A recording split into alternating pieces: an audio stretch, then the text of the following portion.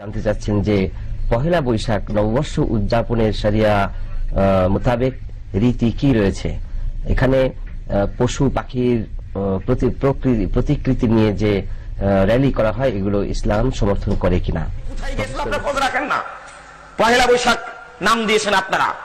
পহেলা বৈশাখে যে নোংরামি আর নষ্টাপনা হয়, আজকে দেখেন 21শে ফেব্রুয়ারি কত গান বাজনা গোটা। আজকে আসলাম ওই জিয়া উদ্যানের পাশ দিয়ে, রাস্তা তো বন্ধ করে দিয়েছে, দেখলাম শুধু উকি মেরে যে অবস্থা। আসসালামু আলাইকুম ওয়া রাহমাতুল্লাহি ওয়া বারাকাতুহু। সম্মানিত শ্রোতা মণ্ডলী, আজকে আমি আপনাদের সামনে যে ভিডিওটি উপস্থাপনা করব, সে ভিডিওটির বিষয় হলো যে পহেলা বৈশাখ পালন করা এটা জায়েজ কি না জায়েজ। তো আমরা প্রত্যেক বছরই দেখি যে বাংলা মাসের এই পহেলা বৈশাখে বাংলাদেশ বলেন বা ভারত বলেন এটা পালন করে থাকে। তো আমরা মুসলিমরা এই পহেলা বৈশাখ পালন করা ঠিক হবে কিনা আজকের এই ভিডিওর মাধ্যমে জানবো। তো ভিডিওটি খুবই গুরুত্বপূর্ণ, সকলে ধৈর্য সহকারে দেখবেন। এবং আমাদের চ্যানেলে আপনারা যদি নতুন হয়ে থাকেন তো অবশ্যই চ্যানেলটিকে সাবস্ক্রাইব করে সাথে থাকবেন। তো চলুন প্রিয় দর্শক, কথা না বাড়িয়ে আজকের এই ভিডিওটি আমরা শুরু করি। বাঙালি কৃষ্টি বলে পয়লা বৈশাখে, 21শে ফেব্রুয়ারিতে, ভ্যালেন্টাইন ডেতে ইত্যাদিতে মেয়েরা সাদা বা বেগুনি শাড়ি পরে এবং ছেলেরা পাঞ্জাবি পরে ছেলেমেয়েরা একত্রে বিভিন্ন অনুষ্ঠানে যায়, তা কেমন? এগুলি হচ্ছে যে বলা হলো, আমাদের ভাই বললেন যে ভ্যালেন্টাইন ডে অথবা আপনার ওই বৈশাখ মাসে অথবা নতুন বছর এক শ্রেণীর লোকেরা মনে করে জানুয়ারিকে, অথচ এই নতুন বছর না, নতুন বছর আমাদের মহরম। আরেকটি কথা এখানে বলে দিই যে নতুন বছর আমাদের মহরম হলেও কেউ যদি মহরমে মনে করে যেহেতু আমাদের নতুন সাল শুরু হচ্ছে সুতরাং এতে আমরা কিছু কাজ করব, তবুও বিদআত। মহরম মাসে আমরা পাঞ্জাবি টুপি লাগিয়ে একটা আমরা মিছিল করবো আর বলবো নারায়ে তাকবীর, আল্লাহু আকবার, হ্যাঁ ইসলাম ইসলাম জিন্দাবাদ, এসব করেন আমাদের দেশের লোকেরা। তো তাই যদি করবো তবুও বিদআত, তবুও বিদআত। তাহলে যদি আল্লাহ যেই মাসকে পছন্দ করেছেন, যেই বছরকে পছন্দ করেছেন, যার সাথে ইসলামী ইতিহাস জড়িত, হিজরি 1429 হিজরি তা শুরু হবে, তখন যদি আমরা কিছু অনুষ্ঠান করি তার নাম যদি বিদআত হয়, তাহলে কাফের বিজাতিদের যে যে আপনার যে শালগুলি রয়েছে সে বাংলায় শালই হোক, আমরা বাঙালি হিসাবে কেউ ব্যথা পাবেন না, এটি ব্যথা পান নাই।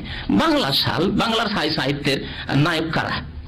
বঙ্কিম, না ঈশ্বরচন্দ্র বিদ্যাসাগর, না রবীন্দ্রনাথ ঠাকুর, আর না হইলে বিবেকানন্দ, এইসব। হ্যাঁ, তাহলে আপনি বাঙালি বলে আপনাকে কেন কষ্ট হবে? আপনি প্রথম মুসলিম, সব কিছুর আগে আপনি মুসলিম, আপনার ইসলামের হেফাজত করতে হবে, আর আপনার বাংলা সালের হেফাজত করতে হবে, এটি বড় অজ্ঞতা। আমরা যখন একেবারে জরুরি হবে তখন সেগুলি ব্যবহার করব, কিন্তু আমরা শখ করে ব্যবহার করব আর তার জন্য আমরা খুশি করব, বৈশাখী মেলা করব আর তাতে পান্তা ভাত খাবো, সবগুলি বিদআত। এবং মনে রাখুন, জানুয়ারিতেই করুন আর বৈশাখ মাসেই করুন, অন্য কোনো মাসেই করুন, এগুলি হচ্ছে কাফেরদের অন্ধ অনুকরণ, যাদের সম্পর্কে হাদিস এর আগে বলেছে আমার বক্তব্য, মান তাশাব্বাহা বিকওমিন ফাহুয়া মিনহুম। যেই জাতি অন্য কোনো বিজাতির অনুসরণ করবে তাদের দলভুক্ত হবে, তাদের সাথে কিয়ামতে উঠবে। বেনামাজি যেমন কারণ, হামান আর ফেরাউন, উবাই বিন খালাফের সাথে উঠবে, কেউ যদি এইসব আচার অনুষ্ঠান করে তাহলে তাদের সাথে উঠবে। কেউ কি পছন্দ করেন যে আপনি রবীন্দ্রনাথ ঠাকুরের সাথে উঠবেন, আপনি বঙ্কিম চ্যাটার্জির সাথে উঠবেন? এসব পছন্দ করেন? হাই রে মুসলিম, যদি তাই পছন্দ করেন তো আপনার ব্যাপার। ছেলেমেয়েরা একত্রে এইসব অনুষ্ঠান বহু পাপ তাতে হচ্ছে। তার মধ্যে প্রথম কথা, এই অনুষ্ঠানই বিরাট, যে ছেলেরা আলাদা করে মেয়েরাও আলাদা করে। সৌদি আরবের মতো পরিবেশ রয়েছে। আর এখানে বৈশাখী মেলা এক শ্রেণীর লোকেরা গত বছরে করলো, তার আগে একবার তাড়া খেলো হাইয়ার লোকেরা, পুলিশেরাও তাড়াও দিল, তাদেরকে ধরলো এইসব বাঙালিরা এই বৈশাখী মেলা করতে গিয়ে। তো এসব এখানেও চেষ্টা করে এরা পাপ করার, মানে দেশকে তো নাপাক করেছেই, কিন্তু এই দেশটাকেও নাপাক করার চেষ্টা করে ফাসিক লোকেরা। কথা হচ্ছে যেখানেই করুক না কেন, যদি ছেলে মেয়েদের আলাদা আলাদা করে তবুও বিদআত। আর যদি ছেলে মেয়েরা পুরুষ মহিলা সব একসাথে করে তাহলে পাপের উপরে আরো পাপ বেড়ে যায়, পাপের উপর আরো পাপ বেড়ে যায়। এসব জায়েজ নয়, হারাম ইসলামে। পহেলা বৈশাখে ঢাকা শহরের মানুষ 1200 টাকা কেজি ইলিশ কিনে পান্তা ভাত পাকুড় গাছের নিচে খেয়ে বলছে আমি শিক্ষিত। তো বাবা,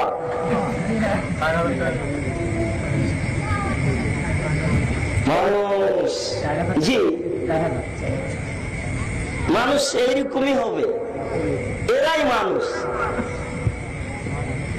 এক সময় মুসলমানের বাচ্চা ওই হিন্দুদের সরস্বতী, ভগবতী, কালী, দুর্গার পাশ দিয়ে হাঁটতো আর মুচকি হাসতো, পাগলেরা। কালী দুর্গার পাশে রেখেছে কলার জিলাপি, কলার জিলাপি খেতে পারে? তো ওদের কাজ দেখে এরা অবাক হতো। এই সেই দিনের কথা, ওই মানুষেরই ছেলে এই 4000 টাকা দিয়ে ইলিশ কিনে পাল্টা ভাত নিয়ে পাকুড় গাছের নিচে খায়। এ তার চেয়েও খারাপ, এ তার চেয়ে অনেক খারাপ। এটাই জাহেলিয়াত, এটাই অজ্ঞতা। মানুষ দিন ধর্মের দাম দেওয়া প্রয়োজন মনে করে না, অথচ সব বাইরের লোকজন প্রায় মুসলমান। দোকানে বসে আছে, আড্ডা পিটছে, বউ নিয়ে গল্প জমাচ্ছে টিভি নিয়ে। পৃথিবী এমনই। শুধু আপনি আল্লাহর এই কথাটা বারবার পড়ে দেখুন, বারবার বুঝে দেখুন, বেশি লাগবে না। অতীন খোকসা ফলের কসম, অজাইতুন জাইতুন ফলের কসম, অতুরে সিনিন তুর পাহাড়ের কসম, ওয়াহাদাল বালাদিল আমিন এই মক্কা শহরের কসম। আমি আল্লাহ এই 4টি জিনিসের কসম করে বলছি, লাকাদ খালাকনাল ইনসানা ফি আহসানি তাকওয়িম, আমি মানুষকে অতীব উত্তম করে অতীব সুন্দর আকৃতিতে সৃষ্টি করেছি।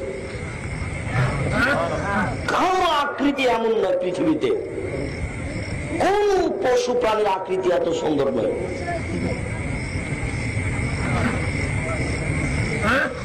এবং এরকম বুদ্ধি, জ্ঞান, বিবেক, বিবেচনা পৃথিবীর আর কোন পশু প্রাণীর নেই। তাই আল্লাহ বলছেন যে অতঃপর আমি তাকে সর্বনিম্নে উল্টা ফিরিয়েছি, তখনও কুকুর শ্রীগালের চেয়েও খারাপ, মানুষই খারাপ। তিনি এ কথাও বলেছেন যে তাদের চেয়েও খারাপ পশু প্রাণী, কুকুর শ্রীগাল যা খারাপ, তার চেয়ে মানুষ খারাপ। পাচ্ছি পহেলা বৈশাখ সম্পর্কিত। দর্শক জানতে চাচ্ছেন যে পহেলা বৈশাখ নববর্ষ উদযাপনের শরিয়া মোতাবেক রীতি কি রয়েছে? এখানে পশু পাখির প্রতিকৃতি নিয়ে যে র্যালি করা হয়, এগুলো ইসলাম সমর্থন করে কিনা? প্রফেসর মুফতি ইব্রাহিম। আলহামদুলিল্লাহ ওয়াসসালাতু ওয়াসসালামু আলা রাসূলিল্লাহ ওয়া বা'দ। নববর্ষ বরণের যে অনুষ্ঠান, এটি নবী সাল্লাল্লাহু আলাইহি ওয়াসাল্লাম যখন মদিনা মুনাওয়ারায় আসেন, তখন সেখানে তিনি দেখলেন যে তারা দুটো দিবস পালন করে, একটি হলো ইয়ামুল মেহরাজান আর একটা হলো ইয়ামুন নাইরুজ। এটি সহিহ বুখারী, সহিহ নাসাঈ সহ বিভিন্ন হাদিস গ্রন্থে ঈদ পর্বে, উৎসব পর্বে হাদিসগুলো এসেছে। তো সেখানে তারা নবরোজ তারা পালন করত। তখন রাসূলুল্লাহ সাল্লাল্লাহু আলাইহি ওয়াসাল্লাম বললেন যে কাদ আবদালাকুমুল্লাহু ইয়াওমাইনি খায়রাম মিনহুমা, আল্লাহ তাআলা তোমাদের এই মেহেরজান এবং নববর্ষ বরণ এই দিবসকে রহিত করে দিলেন, ক্যান্সেল করে দিলেন। এখন থেকে আর এটা চলবে না, মুসলিম উম্মাহর এই দিবস পালন করবে না। এই দুটো দিবসের পরিবর্তে তারা ঈদুল আযহা আর ঈদুল ফিতর, দুটো যে ঈদ আমরা বছরে ঈদ উৎসব করে থাকি, আসলে তো সেই দুই দিবস নববর্ষ মেহেরজান দিবসের বদলে এই দুই দিবস দান করা হয়েছে। যেহেতু প্রশ্ন এসেছে, আমরা শরিয়া দৃষ্টিকোণ থেকে আমরা বলছি যে আসলে নববর্ষ বরণের মতো কোন আনুষ্ঠানিকতা শরিয়ার মধ্যে রাখা হয়নি, বরং নববর্ষকে ক্যান্সেল করেই এই ঈদ আমাদেরকে দান করা হয়েছে। অতএব এটা এখন পৌত্তলিকতার অনুষ্ঠান, এটা ইসলাম পূর্ব যুগের জাহিলিয়াত যুগের অনুষ্ঠান, এটা আর ইসলামে আমাদের জন্য এটা গ্রহণযোগ্য নয়, কোনো অংশ নয়, না কোনো অংশ নয়। বরং ইসলামিক কালচার এর রূপে যারা রূপায়িত করছেন তারা আসলে অন্য ধর্ম অথবা অন্য সংস্কৃতি থেকে নিয়েছেন, কিংবা আমরা ওই প্রথম ইতিহাস থেকে বলতে পারি এটা আসলে জাহিলি সংস্কৃতির একটা অংশ। আর যে কথাটা বলেছেন, আমার মনে হয় সেখানে কিছু আসা দরকার, যে বিভিন্ন পশুর আকৃতি প্রকৃতি নিয়ে আমরা যদি মানে আলেমদের ইতিহাস দেখি, আমাদের স্কলার সালাফে সালেহিন সাহাবায়ে কেরামের ইতিহাস দেখি, সেখানে তো এর কোনো দৃষ্টান্ত নাই, তাই না? অতএব এটা এই ধরনের কর্মকাণ্ড এটা শিরকের অন্তর্ভুক্ত হয়ে যায়। অবশ্যই। ছেলেটা কি ফেরেশতা? আপনার মেয়েটা কি ফেরেশতা? ওর স্বরূপ নেই? বলুন, টিভিতে প্রচার করা হচ্ছে 14ই ফেব্রুয়ারি, আর আপনারা মুখ দিয়ে বলছেন ভালোবাসা দিবস। আপনাদের মুখের দাম নাই। আপনার মুমিন মানুষ, আপনার মুখ থেকে বের হয় কেন? রাজশাহী বিশ্ববিদ্যালয়ের ছেলেরা বলতে বেশ্যা দিবস। নাউজুবিল্লাহ, আশ্চর্য। আপনার মেয়েটি কোথায় গিয়েছিল আপনার খোঁজ রাখেন না। পহেলা বৈশাখ নাম দিয়েছেন আপনারা। পহেলা বৈশাখে যে নোংরামি আর নষ্টাপনা হয়, আজকে দেখেন 21শে ফেব্রুয়ারি কত গান বাজনা গোটা। আজকে আসলাম ওই জিয়া উদ্যানের পাশ দিয়ে, রাস্তা তো বন্ধ করে দিয়েছে, দেখলাম শুধু উকি মেরে যে অবস্থা সৃষ্টি করে রেখেছে, পুলিশ পাহাড় দিয়ে রেখেছে এইভাবে। ছেলে মেয়ে কপত কপতি, যুবক যুবতী, ছাত্র ছাত্রী একই বাড়ি নগ্নতার একবার লড়াই করেছে, তারা প্রতিযোগিতা করছে। কেউ বলে না, কিচ্ছু বলার নাই।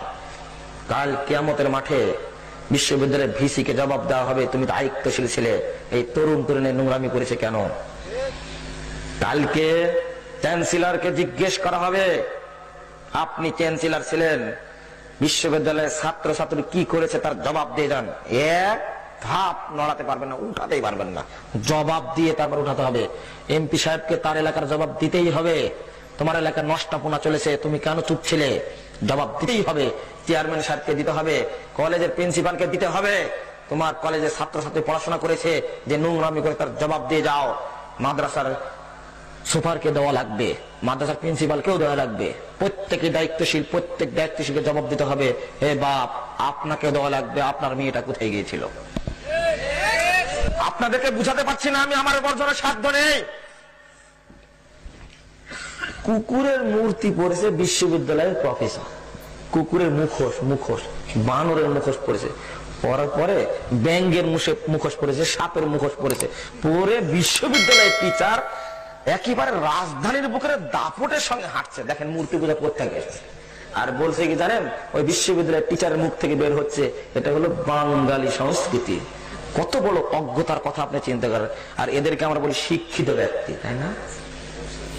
আপনার দাদা কোনদিন দেখেছে বানরের মূর্তি, বানরের মুখোশ, কুকুরের মুখোশ কখনো দেখেছে? কাকে বলেন বাঙালি সংস্কৃতি? এটা কোন সংস্কৃতির মূল্য নাই যদি কোরআন হাদিস বিরোধী হয়। কথা তো পরিষ্কার। আজকে যেভাবে আমরা মূর্তি পূজায় সামিল হয়েছি, আমরা ভাই বুঝতে চাই।